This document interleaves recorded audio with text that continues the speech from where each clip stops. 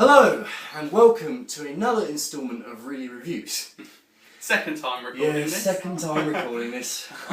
We recorded for about 20 minutes this review already, filled with spoilers and whatnot, so we now have to do it again on Matthew's phone. Yeah, but the thing is, and the footage fucked up and it was out of sync, etc. All of that. So anyway, today talking about Seven, which is... It's awesome. It's awesome, personally. My favourite David Fincher film. Second is your first. Yes. Fight Club. Fight Club is my favourite film ever made, and we'll get into that on another day.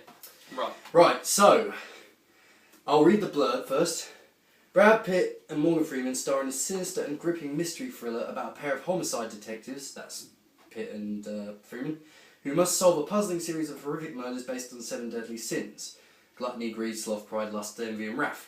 A powerful and unforgettable film, Seven reveals a dark and disturbing underworld in which evil stalks. So, Kevin Spacey is the main villain in this. He plays John Doe. He's the guy who commits all the terrible murders.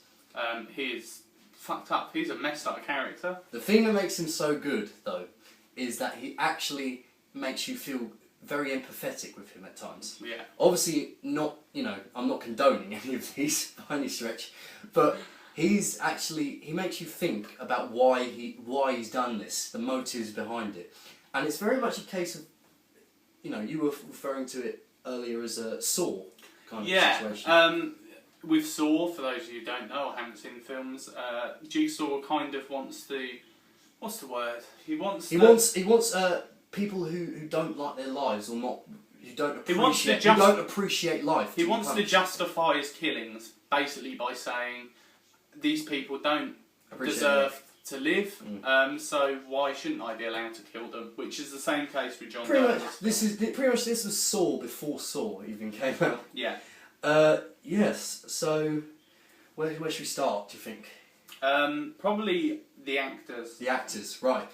Kevin Spacey, I reckon, is the best actor in this film. I'm not taking anything away from Brad Pitt and Morgan Freeman because they are incredible as well, but his evilness and the way he revels in his evilness in a kind of gallows humour kind of way, is just so brilliant. There's a scene where he goes out and well, obviously this review is going to be spoiler free, so I'm going to be careful here. Yeah. They go out somewhere. Morgan Freeman and Brad Pitt take him out somewhere, and they go dead dog, and he goes, "I didn't do it," in a very sort of puppy dog kind of way. We've both said that what we also like is they don't show the murders happening.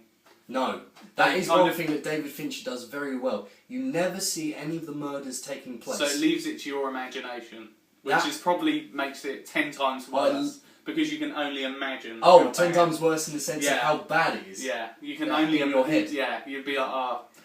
Yeah, that must have been fucked up. Yeah, you said that some of the scenes, if they'd have shown them, it might have come across as a bit tacky. It might have done, yeah, because you can only. I mean, it might have come across as a very cheap horror film, but this is a great example of. I would consider this a horror film, really. Yeah, horror thriller. Horror/thriller. But it has suspense, it has atmosphere, it has ambiguity, which is, I think, one of the key things, right, to do with horror.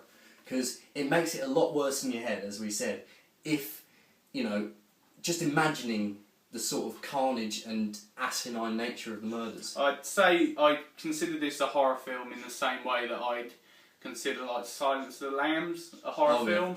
Yeah. It's... Especially films about killers, like psychopaths, murderers. Yeah. But murderers who think they are justified. Yeah. That's the worst sort of kind of murder. Because then you kind of question yourself, thinking, who's the bad guy here? Is it the people he's killing, or is he the bad guy? Pretty much. So. Well, anyway, we're going to move on. You've got Pitt and Freeman, who play detectives, homicide detectives. Can't remember the names. One of them Mills or something? Mills is Brad Pitt, and Morgan Freeman plays... God, yeah. Like he does in everything. Yeah, I said that was quite nice stuff. They're both, like we said earlier, they're both phenomenal actors. Brad Pitt, obviously, Fight Club, brilliant, and in this film as well. Freeman, Shawshank. I mean, I'm going to check the time quick. You're going to check the time quick? I don't want to have to film this again. No. No, we're still going. Unbelievable. Thank God. Right. Thank Morgan Freeman. Yeah. Anyway, right. So what I love about them, and what I think you love about them, they're quite dichotomous and sort of juxtaposing in their in the way they approach cophood. You know.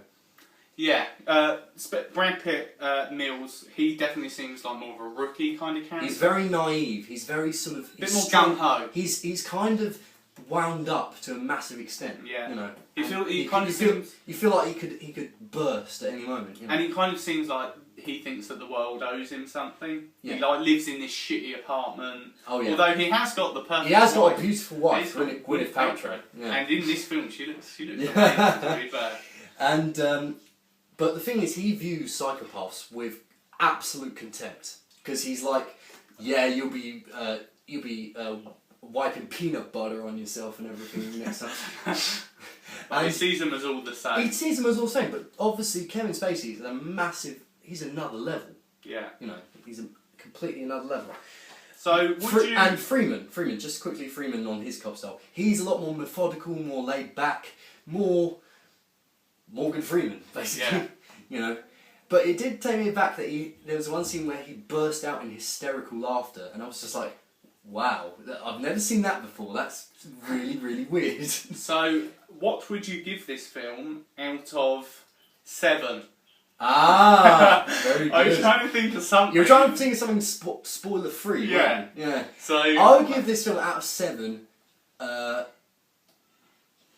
I would say 7, to be honest. I think I'd give it a 7. You know, this is actually. I really can't find many flaws with this film. You know? This is probably in my top 5 like thriller films, so there is no reason why I can't give it a 7.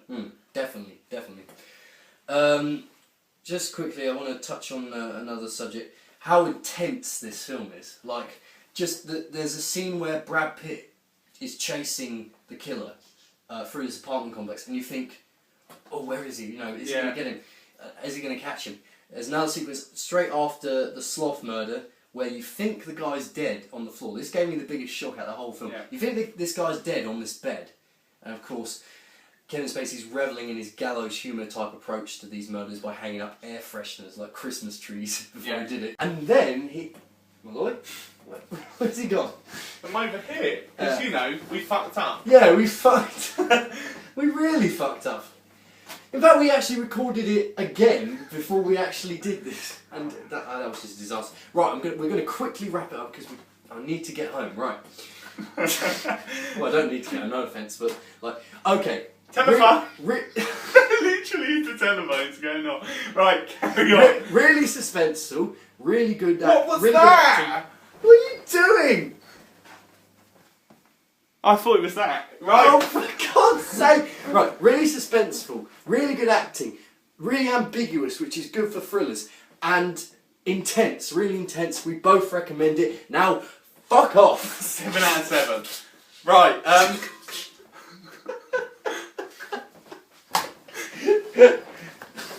Wow. I'm sorry, I didn't mean to say fuck off.